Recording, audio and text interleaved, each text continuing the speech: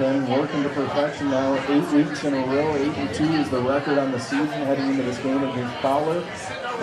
Let's switch gears just a little bit. We've got a couple things to talk about, but this one just popped into my lap. We're not going to spend a ton of time on it, but showed up at the local sports journal today that Mona Shores has pulled out of his football rival. Yeah, I read that too. Surprised? Yeah, I think it was a surprise. We actually got a letter about it a few weeks ago. Okay. So we had known this for a little while. It was just something we kept under wraps, and I guess the story broke. So, you comment on it, and I guess we move on and find a new Week 1 opponent now going forward. Okay, fair enough. So, any local high schools out there listening in, give Eric Adams a call. We'll host you for Week 1.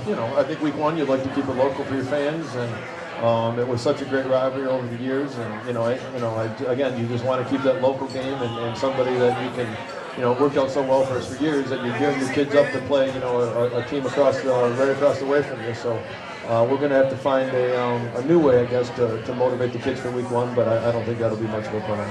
Well, let's not talk about that. We still got things going on this year that we got to tend to. First, let's talk about my student athlete that'll be joining me tonight. Is going to be Zach Houston. And you just talked a little bit about how he stepped in at cornerback when Zach Windsor got hurt, and has just been awesome on that end. He's also the backup quarterback. He's played some receiver. He's kind of a utility guy for us. We had a guy out today sick. He actually played a little outside linebacker today in practice as well. He's extremely versatile. The number of things he does for us. Again, when you lose your starting cornerback in Week 2, you gotta.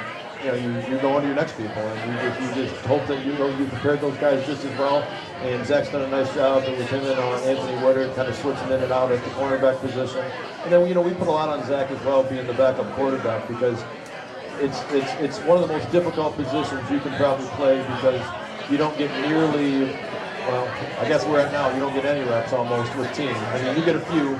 But at the same time, you're trying to prepare your starters for the people that you anticipate being out there. So anytime that Zach gets put into a situation in a game, he's going in with just a minimal amount of practice. Now he's learned those things, but again, you're just not out there getting the snaps and doing those things. So he's done a tremendous job every time he's gone in and played in the backup role, which he's done a considerable amount this year with the number of snaps he's gotten. And then Zach's gotten a chance to. He's our punt returner now. And that kind of happened with the fact that he got brought in on defense and catching punts. We found out that he's got real good hands. Okay. And I think the one thing you're looking for is somebody who's reliable back there, somebody that you can trust. And he's definitely somebody that we can trust back there to be smart of when to catch it, when not to, and to have some sure hands. So, he's back. He is our punt returner now.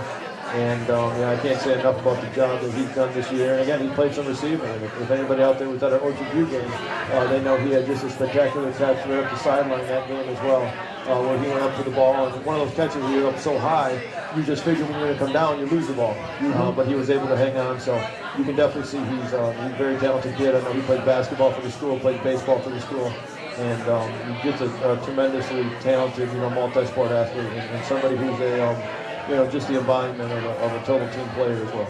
Well, and in that role, I'm talking on the offensive side now, backup quarterback, that could be a difficult position, because you got a classmate that's won the job, and you know that you're the backup, but he has taken it with such class, and he's really excelled when he's been out there in the field. It's got to be a pleasure for you as a coach to have someone like that. Correct. I mean, I think Nick and Zach are real good friends, and they've grown up together, and they played a lot of sports together, and Zach's just the definition, again, I use the word, he's just the definition of a team player, because anytime I can get him in to catch some balls, anytime I can get him in to do some other things, he really wants to be part of doing that, and he's got the ability to do that. So, it's a lot less. I mean, some teams are probably in situations where the backup thinks he's better and should be starting and things like that, but with Zach, he just takes things in stride. He does his job, what he's asked to do. And anytime you're coaching a sport which is so team-oriented as football, you're just so happy that someone with the character of Zach is on your team. And then coming up for the final segment tonight, we will have another assistant coach from your staff, Colin Convertini's coming on.